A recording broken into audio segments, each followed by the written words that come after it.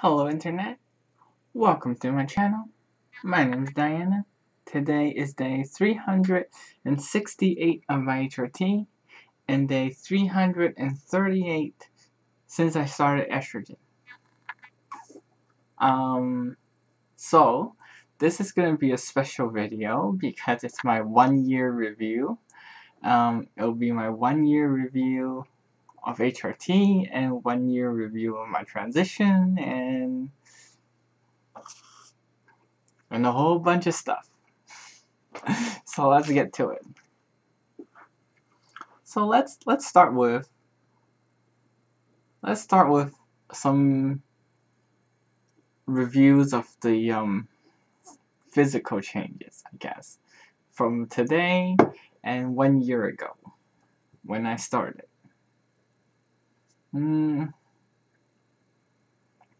So overall speaking, I've noticed that I'm not as strong as I used to be 1 year ago. I don't have as much endurance as I used to have. My skin is a lot softer than it used to be, and it was already pretty soft to begin with, which is pretty cool. I didn't think I was gonna get any change in that area, but I did, and it's pretty great.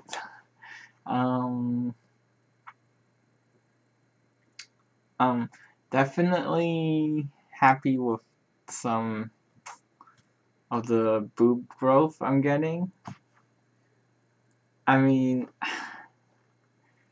it's really complicated with that, in the sense that I wanted to grow big, but then on the other hand, when I'm doing sports, I feel like it might be better if it kind of, didn't grow so big. So, I flip back and forth on that quite a bit.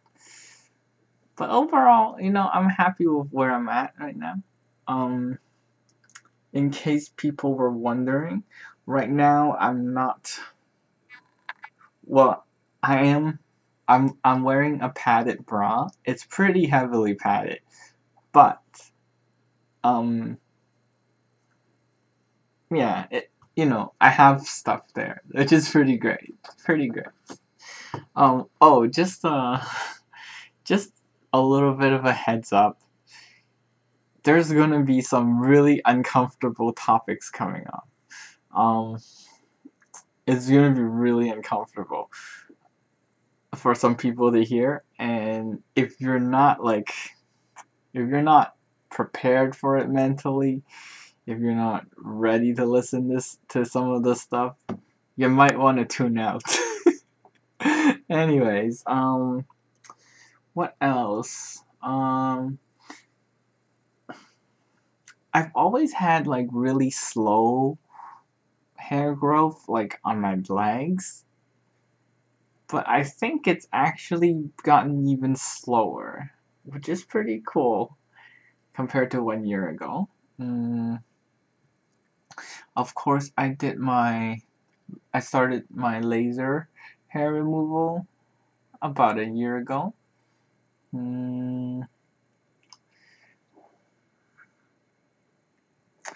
I'm pretty happy with the results, but I can't say that I'm 100% happy with it because I still see some dark spots, but the thing is, there's nothing there. It's just, I don't know why I still see like shadows.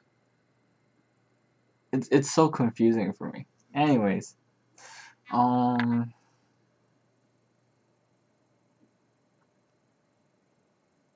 what else? I really haven't noticed any like fat redistribution going on, but it might just be because I'm pretty fat. Like, I have a really big belly.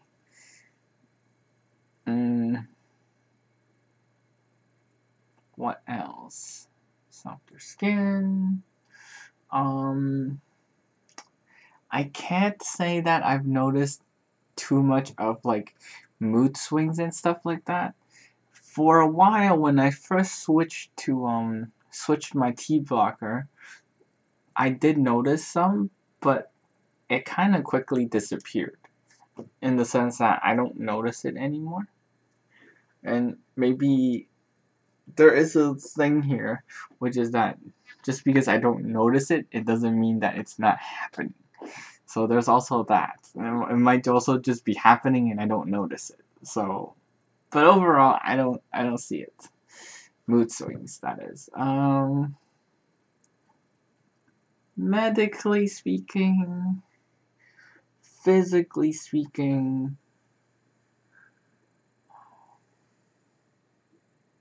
things are pretty good. I'm pretty happy with everything. Some of the things I really have had problems with in the past, I've worked through most of it, but there's still a lot that I can't do anything about. Like, for example, like just overall some gender dysphoria I still get. I have like this ridiculously unhealthy self-image, and what's that word I'm looking for? Self-image and I don't know. Just I put a lot of pressure on myself, and it's not healthy. It's not healthy. I do it, I don't know. So I am trying my best to relax a lot, but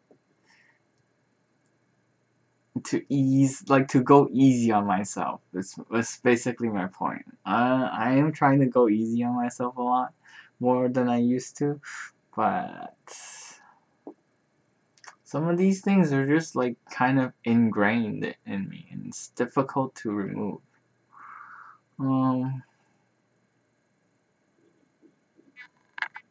Yeah, okay, so that's about it in terms of the physical updates of the 1 year.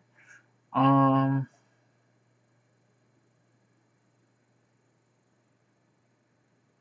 I think I've covered everything. Like, I can't really do anything about my waist size. That has always been something that bothered me. I think it's also because of the fact that I have like too many sets of ribs. So the thing is, if you're genetically born as male, you ended up with an extra set of ribs, which then prevents you from getting like the curves in the waist. That's what I have. That's what I have. And that bothers me a lot every day. That, along with a whole bunch of other stuff. We're gonna talk about as much stuff as I want. I mean, as we have time for. This is gonna be a long video, guys. So that's the 1 year HRT review. I started on the first 30 day of my HRT was just T blockers, and then I went to, I believe, 1 milligram of estrogen, or estradiol, rather. Estradiol. Excuse me for a minute. Estradiol. Estradiol is the pill form of estrogen, I guess. I started with 1 milligram of that for about 3 months, I would say. And then moved on to 2, and then gradually to 3. And then from 3, since I switched doctors and he was comfortable with moving on to 4, so between 3 and 4, it was a much quicker transition than the 1, 2, and 3. Which, you know what, since I'm still really new on the 4 milligrams right now, I don't really know what to say. know what to say too much about that. But I can tell you on 3 milligram, I really started to notice some changes. It's still gradual, but overall much more noticeable for me, anyways. Or maybe I'm just imagining things. And by changes, I definitely mean boob size and boob growth. Alright, so that's that. We're gonna talk about 1 year of transition. Just a review of my 1 year transition. So let's see. I started my transition a little bit before my HRT. I believe it was like a couple of months. It may have been a month or two. Something like that. Like 2 or 3 months at the most. I started my transition. And then I got to do the medical transition and so on. At the start of my transition,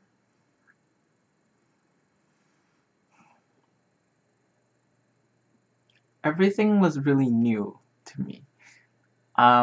There was a lot to learn, like a lot. There was so much to learn. I had to learn how to be me. Basically, that's what it was. Because I was never given a chance to explore who I really was or am. It was kind of ridiculous for me in a lot of sense. It was like, that's crazy. I know how to do this. I know how to do I don't need to do this. I don't need to learn this. But then it was like, oh my god, I do. Everything became a new experience for me. Let me explain that. So, before my transition, I've lived my life, right? And I've done most of the things, that I'm supposed to do in life. But then when I started my transition, everything that I used to do became a new experience because I'm doing it from the female perspective, from my own perspective, and I didn't know who I really was. Like I knew it wasn't who I was. I knew it was somebody else. I knew I had to, I had to learn. I had to figure things out, and something like this, like an example would be like going to the washroom, right? Obviously, I've been to the washroom in public before. Like, public washroom, let me rephrase that. I've been to public toilets before, right? Before my transition. But going to the public washroom after my transition became a new experience. It was a new learning experience. To the fear of being rejected or being condemned was a huge thing, right? And eventually I got over it. I learned like how to do it. That sounds silly, but it's like in my mind, I'm just thinking,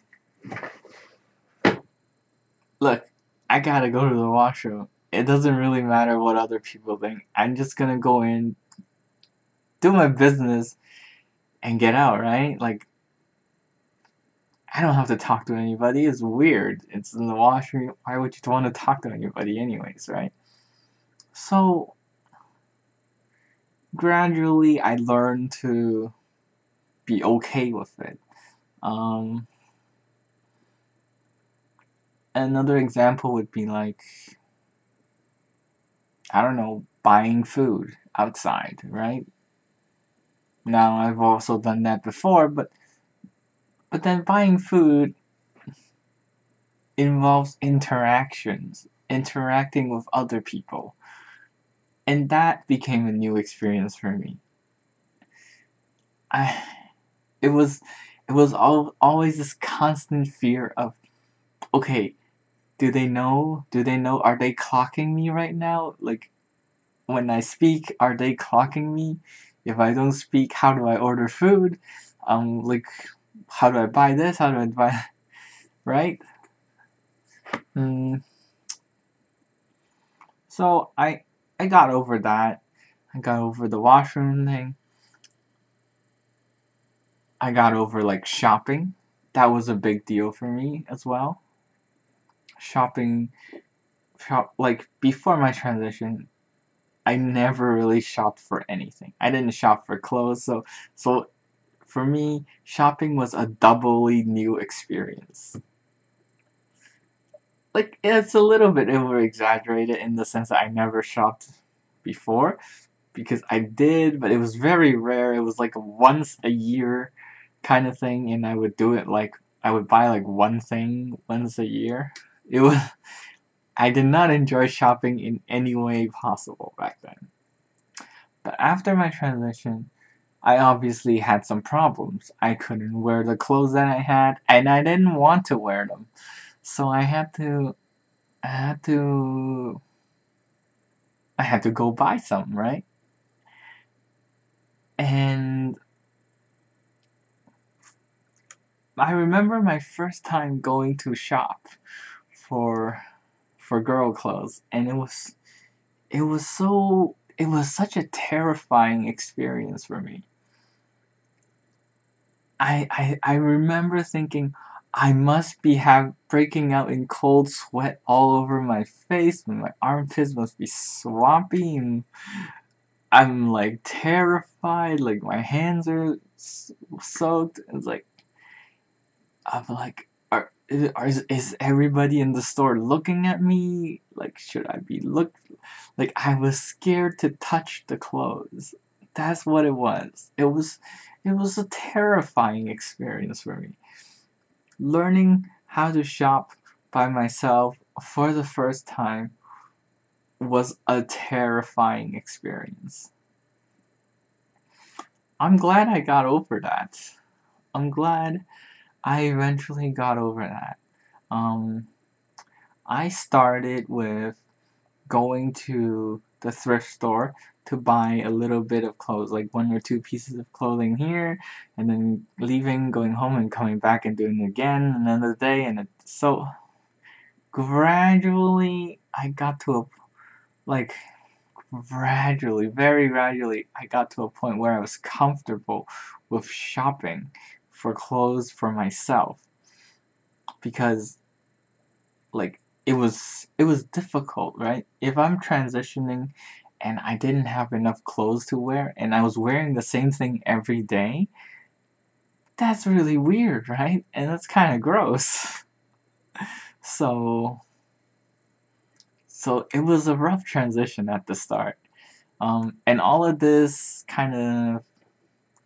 most of this started before I went on HRT. I ran into all of this problem before HRT. And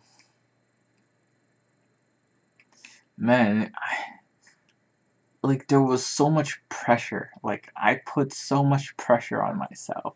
I thought I was gonna snap in half at one point. It's just, looking back at it now, it's like I can laugh about it.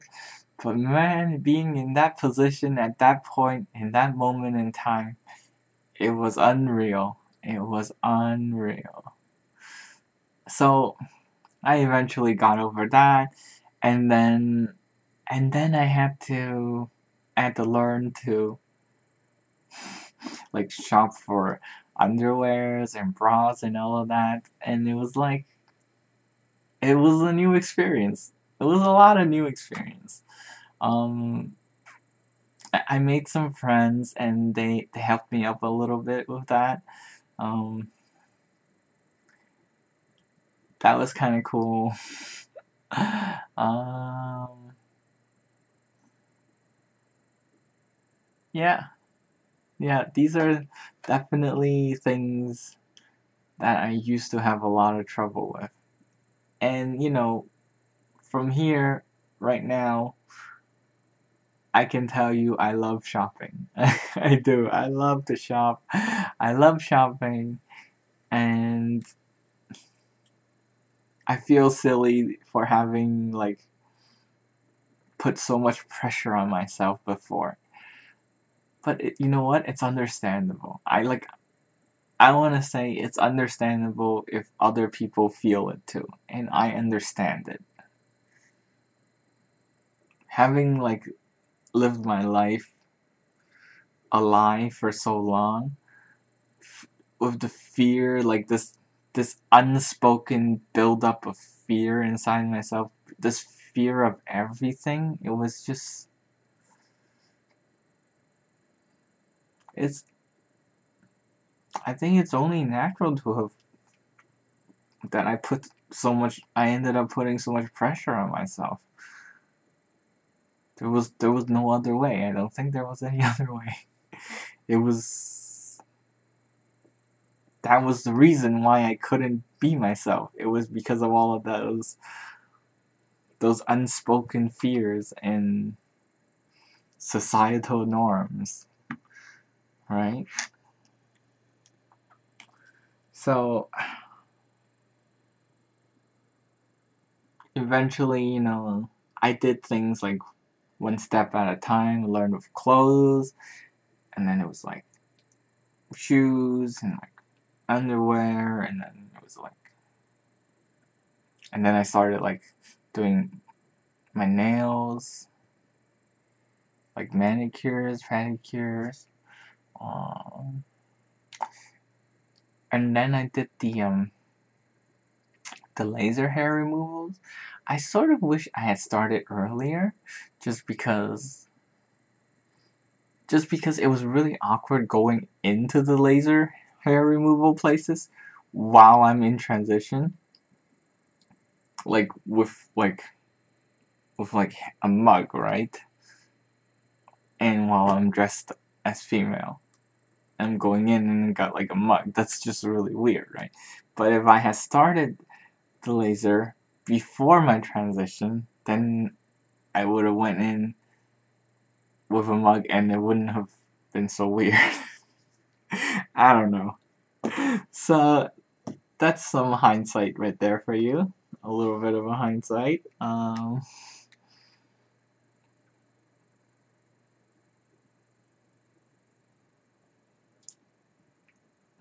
This is a little bit weird to say, but picking a name, that was something else. Picking a name is it's so difficult. It is really difficult to pick a name. Um, I actually had started with a different name, and I had several other names in my mind. It was just like I couldn't really decide. But then what ended up happening was a friend of mine suggested Diana to me, and to me at the time it was like, it didn't really mean anything to me at the time, and so I had to really think about it, and I was still using a different name at the time, so it was like, eh. And then I watched a movie. I watched Wonder Woman, and then it hit me. It was like, wow, that movie had so much significance to me, and I related a lot to it, that I was like, okay, I'm gonna give it a try. I like Diana. I relate to it. I'm gonna I'm gonna choose Diana for my name. And that was great. I've never like regretted it since then. Um, I do, however, have a bit of regret with my last name. although I haven't really figured out anything better to replace it with. I mean, I do have some, but like, it's not a big deal. I do have some regret with my current last name. The reason for that is because my current last name used to be my first name, and that name was given to me when I was like baptized or something. So basically, it was a religious name given to me, and I didn't think about that at the time. I kept that name, once again, for the benefit of the people who don't care about me. For the benefits of the peoples who don't care about me. That's why I kept that name. I wanted them to still be able to relate to me. I wanted them to know I'm still me. I'm still who they know, who they knew all this time, all their life, all my life. But I'm adding something different to it. I'm adding something new, and I'm sharing it with them. That's what I wanted to convey. Suffice it to say, it was a waste of time, it was a waste of effort, and I should have known better because I've already made the same mistakes before by holding back my transition for so long for them, right? And I once again made the same mistake, and so now I've already put in the name change, and I registered for the school and everything. So I was thinking, oh, it's a little too late to try and change my name again because it's such a hassle as it is. So I live with this name. I live with this last name as a reminder to myself to never make the same mistakes again, which means to always just be myself.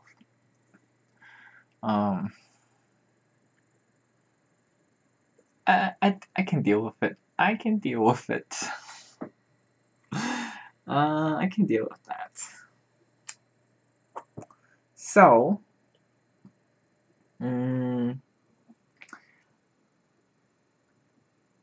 it's been 1 year,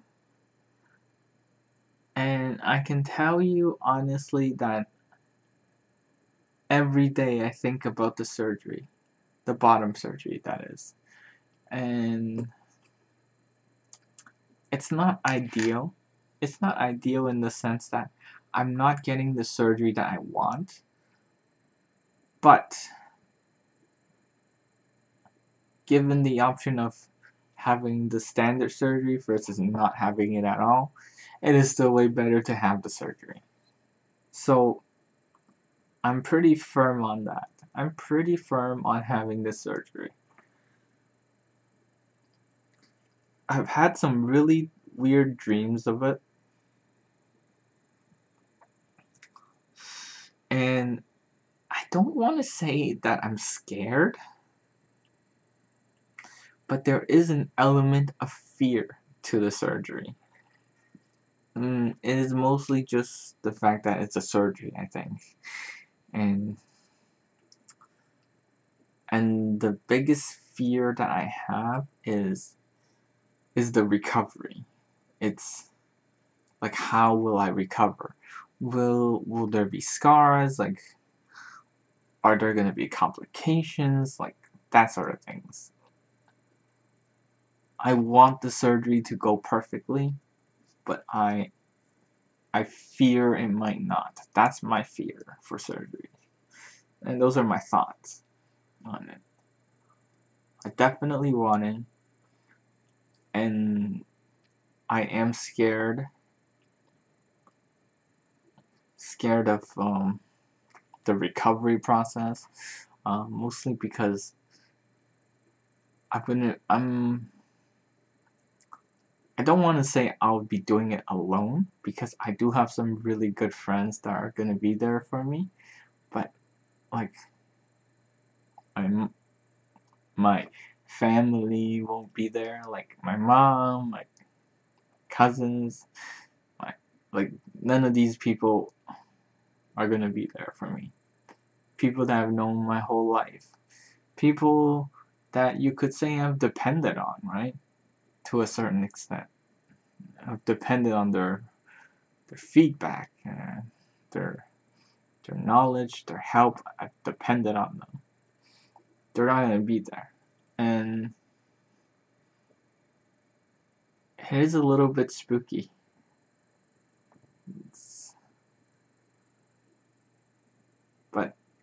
But I make the decision to do my surgery despite feeling scared, despite feeling scared.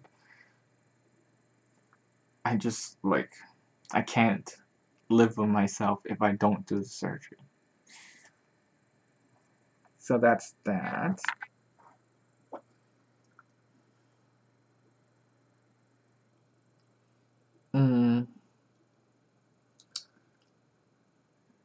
Life has been pretty good in my past year of transition.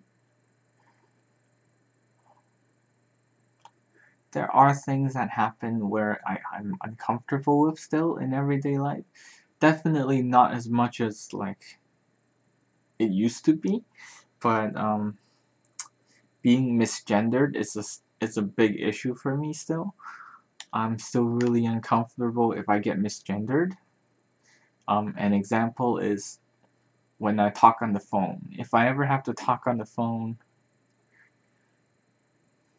it's really uncomfortable for me. I almost always will get misgendered on the phone, and it's so uncomfortable. I don't know, like, how to address it properly. Like, do I want to make a big deal out of talking to a person on the phone that I'll never see or know, and it's like a 5-minute conversation, and then it's like it's over. I've never seen this person. Like, do I want to make that big deal out of it? Do I want to spend that effort every time it happens? Right? That's what it is. So I've pretty much avoided phone calls, at least to, like, random people. As much as I can, I've avoided phone calls.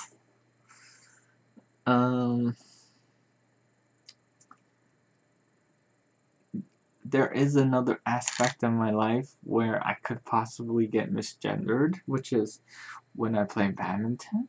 When I play badminton, I definitely could get misgendered.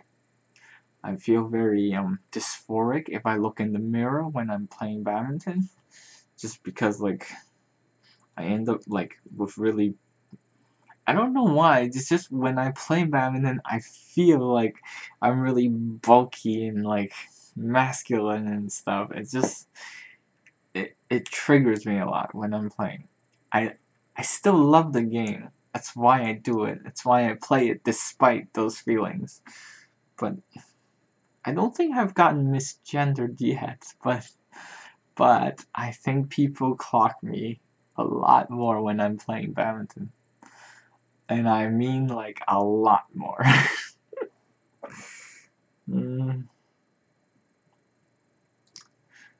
Another thing would be my IDs. Like, if I'm ever asked to show an ID, or if I'm ever required to show an ID, such as, like, changing my phone services, getting an ISP, opening a bank card, going to the bank, and they're asking me for IDs and stuff. It's just, like, even going to do blood work. On my blood work, it says male. With my old doctor. With my new doctor, he's much better in that he doesn't check either male or female, which is so much better for me. So, being misgendered is a big issue for me still. And it sucks. It's out of my control. It is what it is. I just have to deal with it as best as I can.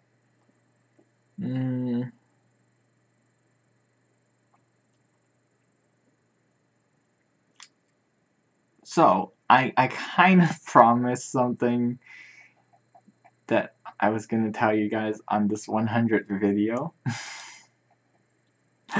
So I guess I'm going to do it just because I'm gonna do it anyways. Like I said I'll do it, so I'm gonna do it. Listen, you guys have to understand how uncomfortable I am talking about this. Like this is my biggest and most uncomfortable topic ever. And I've actively avoided it.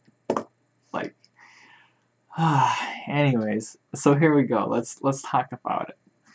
And it basically it's called tucking. It's so so at the start of my transition, I did a lot of research on this because, well, obviously, I don't want to walk outside and have like a bump, right? I don't want to have a bump between my legs, right? That's terrible. I don't want it. I don't want it. It's there. I don't know what to do. It just like it's terrible, right? I like the thought of just taking a pair of scissors and just you know it constantly crosses my mind, but I can't do it because I'm not insane yet. And I have to resort to what most people who goes through transition will do, which is tucking. And it's pretty self-explanatory, I believe. Tucking is the act of hiding your thing between your legs. And there are several methods. I've done a lot of research on this. Okay, some people use duct tape. Oh, let me start off by saying this is gonna get really graphic. And once again, if you're not comfortable with it, this is where you should go. So, I can tell you one thing for sure, okay?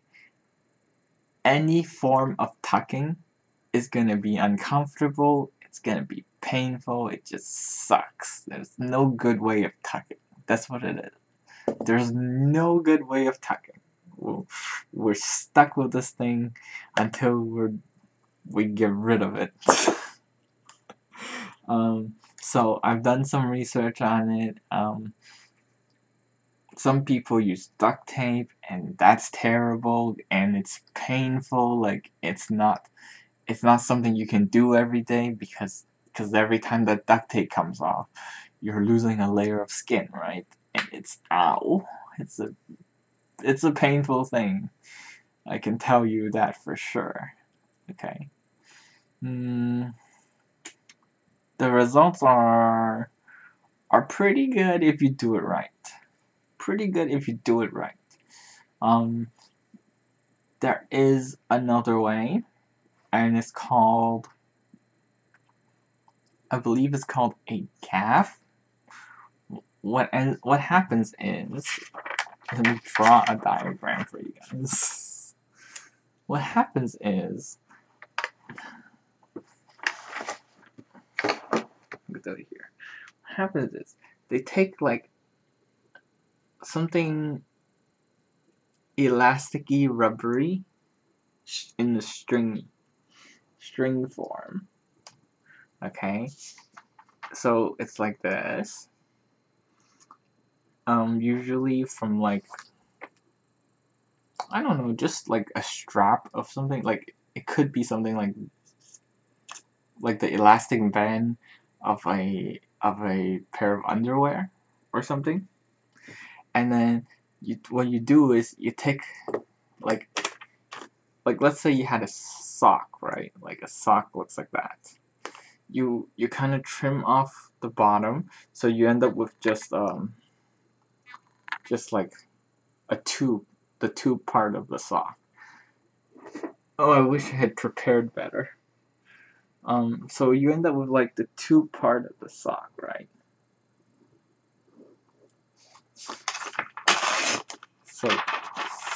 So this is the sock, and you end up cutting the bottom off, so you end up with just the tube. So it's like an elastic thing, and it's got a circle in the middle. And what you do is you slide this in between this, so it ends up looking like this.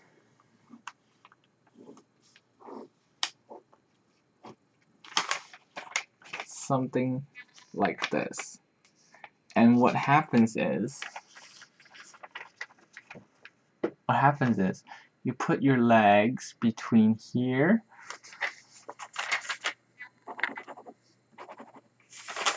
the grayed out areas, and then this area becomes like a thing, it's just a piece of cloth. And what you do is you pull the sides, like this part and this part, you pull it up, and the sock part of it holds, it goes up, and it holds everything up there, right? And that is not a bad way. It's uncomfortable. I mean, I can tell you there's no comfortable way of doing it. I haven't figured out a comfortable way of doing it. And it's possible that it doesn't look that good.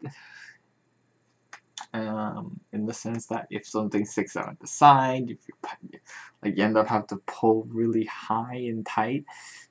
So, there's that.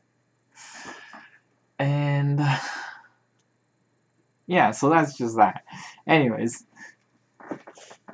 basically, I've done like these, right? But the secret that I want to tell you guys is the way I tuck now. The way that I tuck now is like this.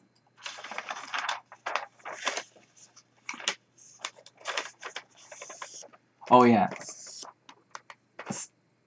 There's actually other ways I've tested, but I'm just not gonna go into it. I'm just gonna skip ahead to these because it's running a little long.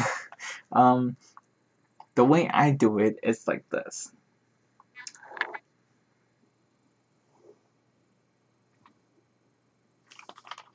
Right, so you got your regular panties here, right? And what I do is, oh my god, I can't believe I'm telling you guys this. I take one of those sanitary pads that women use for their periods. Okay, I put them in the panties like how they normally would use them, right? But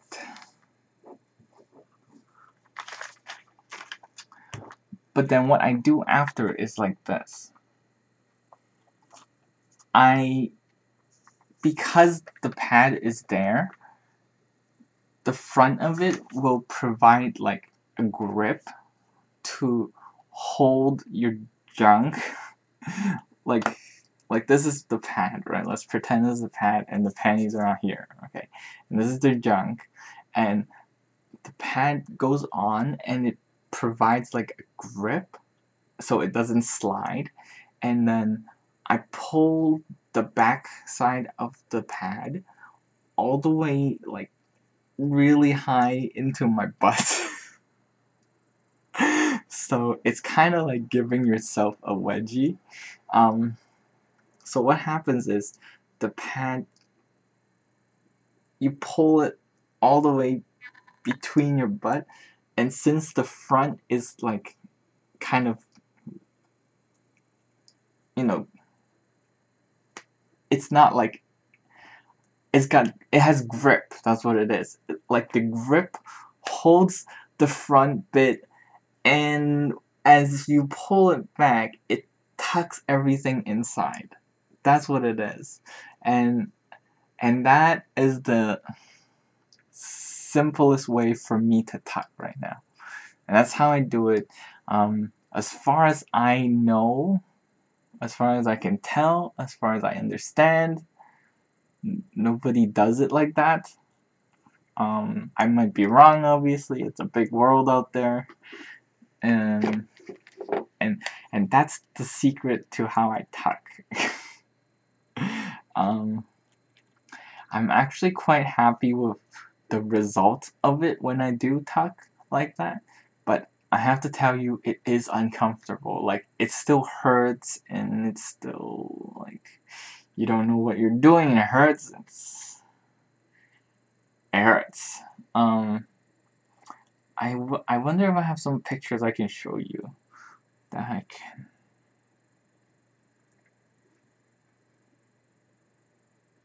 It's not exactly visible.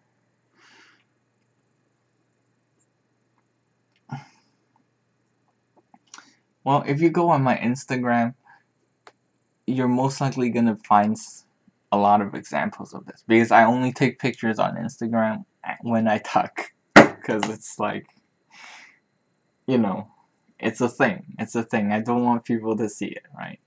So that's how I tuck. I've actually debated on whether or not I would tell anybody this, like, ever. But then, you know what? It's a learning process. It's a learning thing for people. And if it helps somebody, like, go by, like, get by their day a little easier, I'm willing to take the embarrassment and share it with you guys. Share this little bit of knowledge that I have with you guys. So that's what it is. I hope I explained it properly or well enough for people to understand. And if I haven't, feel free to ask me. Leave a question and comments down below. I'll do my best to explain it. I mean, I've already done my best to explain it, but I will do it again if you need it. Okay, so that's that. So, it's been a year. This is my 100th video of YouTube, of uploading to YouTube.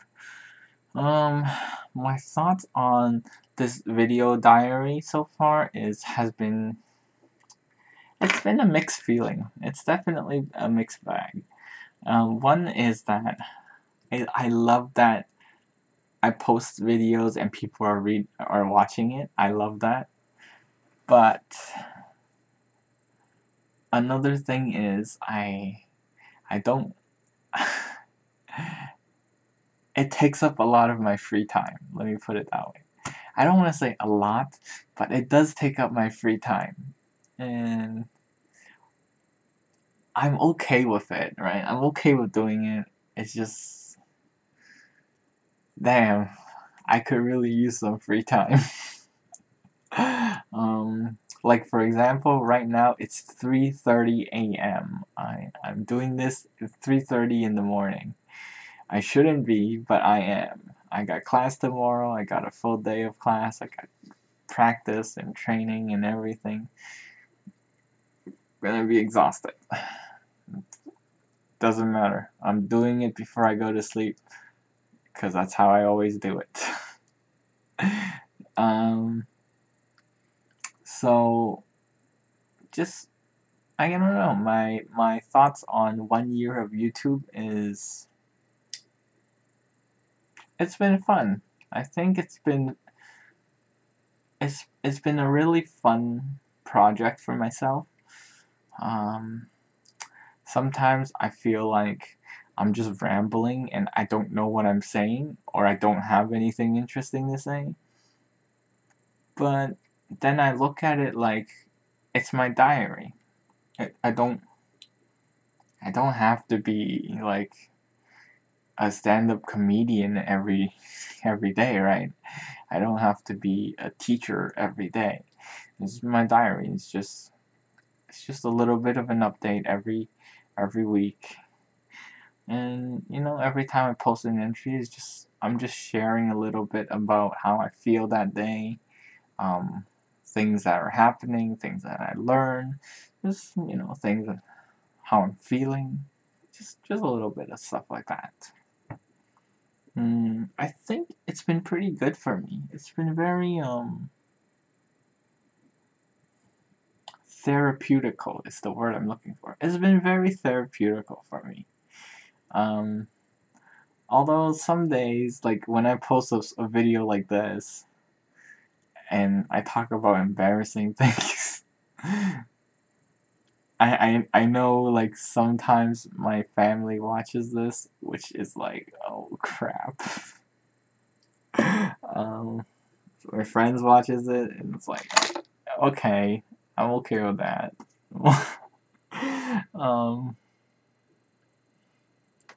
Yeah, you know what? Forget it. I'm not gonna bother with thinking about how other people feel. Just do myself. Just be me.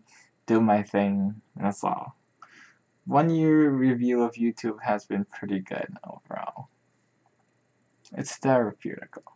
Alright, we've already said that. Let's move on. And the final point I want to talk about, I guess, is life after transition. I've already talked about this before, I think, but I can talk about it again. It's pretty great. I love it. I wish I had done it sooner. Maybe I should rephrase that. I don't necessarily wish that I had done it sooner, although the results would have been sooner. But the thing is, I wish I hadn't held it off for so long for other people that I thought were my friends and my family. It makes no sense looking back, looking at it from a hindsight point of view. It makes no sense to not transition because of them. It just doesn't. There's no logical argument for that. And there's no excuse I can't excuse myself for having made such a stupid mistake. But, it is what it is. It's gonna be something I have to live with. And I'm alright with that. I mean, I'm learning to live with it. But man, if you're watching this and you know for sure you're trans, you have those feelings that something isn't quite right, you're not really you, but you're scared to transition because of your family, because of your friends, because of your work, your teachers, or whatever.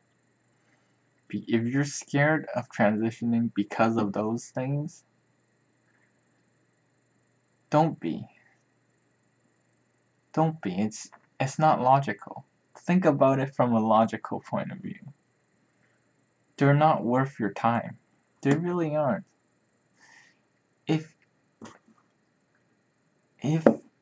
If you can lose these people in your life, they weren't yours to begin with. That's all. If they were yours, then you can't lose them. They'll be there with you no matter what. It's unconditional. And that's what I offered my friends and family. An unconditional love. An unconditional friendship.